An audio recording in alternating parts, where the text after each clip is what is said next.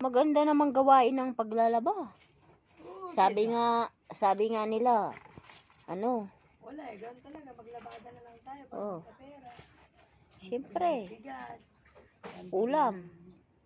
Ulam po, itlog. Ano tayo ng free tubig, gabi. Solve na. Solve. Hayang buhay. Dati yung bilbil mo, ano, no? Hindi mo na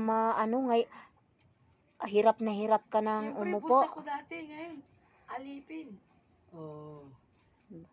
Yun talaga yun. Daming labahan, no? Di ba magpalipin ako basta nasa marangal. Oh. Kailan kaya mayayari yan? Magbabanlaw ka pa. Siyempre, mukhang pera ako. 2 oras lang, tapos na to.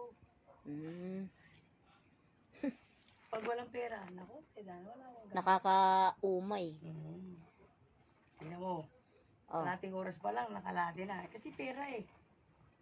mukha kang pera. Siyempre, sa panahon ngayon, wala naman akong trabaho. May sakit pa ako.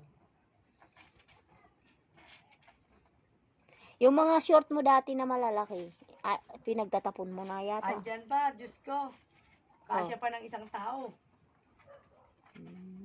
Dati halos hindi ko mailak.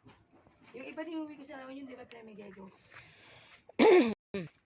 Dati yung pahit ako, pinamigay ko yung mga lilit. Bumili ako malalaki. Gumayat na naman, tumapa ako. Pinamigay ko malilit. Nung gumayat ako, pinamigay ko na naman yung malalaki. Malilit na naman ang gusto ko. Yeah. Dapat pala hindi ko pinamimigay.